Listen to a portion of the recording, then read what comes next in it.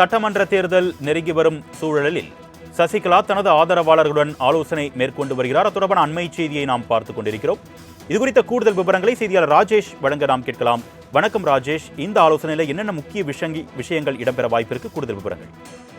அருணேஷ் வணக்கம். 2026 சட்டமன்ற தேர்தலில் பல்வேறு வியூகங்கள் தொடர்ச்சியாக பல்வேறு கட்சிகள் அமைத்து வருகிறார்கள். இந்த நிலையில் சசிகலாவினுடைய நிலைப்பாடு என்ன என்பது குறித்து பல்வேறு கேள்விகள் எழுப்பப்பட்டு வந்தது. குறிப்பாக டெல்லி சென்று அமித்ஷாவை சந்தித்த பிறகு செய்தியாளர்களை சந்தித்த எடப்பாடி பழனிசாமி சசிகலா, ஓபிஎஸ் ஆகியோரை அதிமுகவில் சேர்க்கக்கூடிய எண்ணம் இல்லை என்பதை திட்டவட்டமாக அறிவித்திருந்தார். ஆனால் அதற்கு முன்பு வரைக்குமே சசிகலா அதிமுகவை ஒருங்கிணைத்து 2026 அதிமுக ஆட்சியை மீண்டும் அமைப்போம் என்றெல்லாம் சொல்லி வந்திருந்தார்.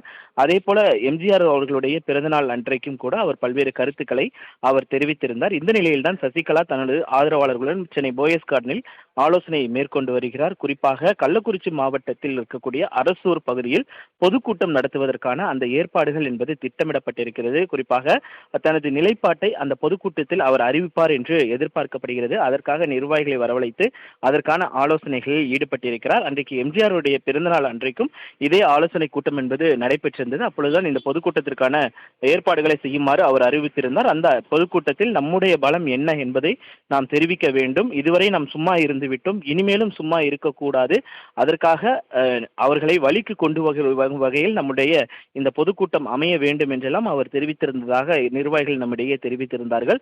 அதே நேரத்தில் இதனைத் தொடர்ந்து பல்வேறு பொதுக்கூட்டங்கள் தொடர்ச்சியாக பல்வேறு மாவட்டங்களில் பல்வேறு பொதுக்கூட்டங்களை நடத்துவதற்கு சசிகலா திட்டமிட்டிருக்கிறார். தன்னுடைய ஆதரவாளர்களை திரட்டுவதற்கும் அவர் திட்டமிட்டிருக்கிறார். அந்த வகையில் கள்ளக்குறிச்சிக்கு அடுத்தபடியாக ராமநாதபுரம் மாவட்டம் கமுதியில் அந்த பொதுக்கூட்டம் என்பது நடைபெற இருக்கிறது. இதற்காக தன்னுடைய ஆதரவாளர்களுடன் அந்த ஆலோசனைகளை அவர் மேற்கொண்டிருக்கிறார். அதே போல பல்வேறு கருத்துக்களை அவர்களிடத்தில் தெரிவிப்பார் என்றும் எதிர்பார்க்கப்படுகிறது. அவர்கள் ஆலோசனை முடித்து வந்த பிறகுதான் என்ன மாதிரியான கருத்துக்களை தெரிவித்தார், என்ன முடிவு எடுக்கப் போகிறார் என்பது நாம் பொறுத்திருந்தான் பார்க்க வேண்டியது இருக்கிறது. அருணேஷ், சட்டமன்ற தேர்தல் நெருங்கி வரும் சூழலில் சசிகலா தனது ஆதரவாளர்களுடன் ஆலோசனை மேற்கொண்டு வருகிறார். அது தொடர்பான அண்மை செய்தியை நாம் பார்த்துக் கொண்டிருக்கிறோம். இதுகுறித்த கூடுதல் விவரங்களை செய்தியாளர் ராஜேஷ் வழங்க நாம் கேட்கலாம். வணக்கம் ராஜேஷ், இந்த ஆலோசனையில் என்னென்ன முக்கிய விஷயங்கள் இடம்பெற வாய்ப்பிற்கு கூடுதல் விவரங்கள்?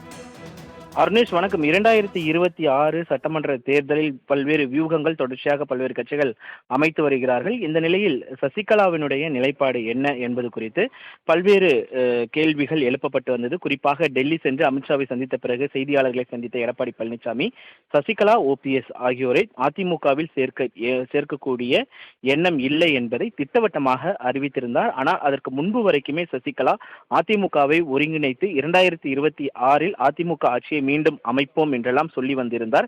அதே போல எம்ஜிஆர் அவர்களுடைய பிறந்தநாள் அன்றைக்கும் கூட அவர் பல்வேறு கருத்துக்களை அவர் தெரிவித்திருந்தார். இந்த நிலையில்தான் சசிகலா தனது ஆதரவாளர்களுடன் சென்னை போயஸ் கார்டனில் ஆலோசனை மேற்கொண்டு வருகிறார். குறிப்பாக கள்ளக்குறிச்சி மாவட்டத்தில் இருக்கக்கூடிய அரசூர் பகுதியில் பொதுக்கூட்டம் நடத்துவதற்கான அந்த ஏற்பாடுகள் என்பது திட்டமிடப்பட்டிருக்கிறது. குறிப்பாக தனது நிலைப்பாட்டை அந்த பொதுக்கூட்டத்தில் அவர் அறிவிப்பார் என்று எதிர்பார்க்கப்படுகிறது. அதற்காக நிர்வாகிகளை வரவழைத்து அதற்கான ஆலோசனைகளில் ஈடுபட்டிருக்கிறார். அன்றைக்கு எம்ஜிஆருடைய பிறந்தநாள் அன்றைக்கும் இதே ஆலோசனை கூட்டம் என்பது நடைபெற்றிருந்தது. அப்பொழுதுதான் இந்த பொதுக்கூட்டத்திற்கான ஏற்பாடுகளை செய்யுமாறு அவர் அறிவித்திருந்தார். அந்த பொதுக்கூட்டத்தில் நம்முடைய பலம் என்ன என்பதை நாம் தெரிவிக்க வேண்டும். இதுவரை நாம் சும்மா இருந்து விட்டோம், இனிமேலும் சும்மா இருக்கக்கூடாது.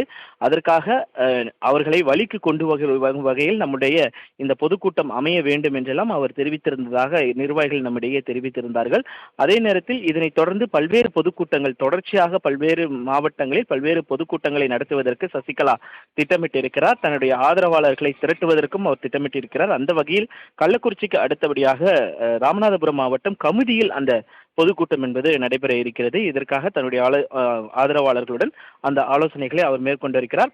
அதே போல பல்வேறு கருத்துக்களை அவர்களிடத்தில் தெரிவிப்பார் என்றும் எதிர்பார்க்கப்படுகிறது. அவர்கள் ஆலோசனை முடித்து வந்த பிறகுதான் என்ன மாதிரியான கருத்துக்களை தெரிவித்தார், என்ன முடிவு எடுக்கப் போகிறார் என்பது நாம் பொறுத்திருந்தான் பார்க்க வேண்டியது இருக்கிறது. அருணேஷ், விரிவான தகவலுக்கு நன்றி ராஜேஷ்.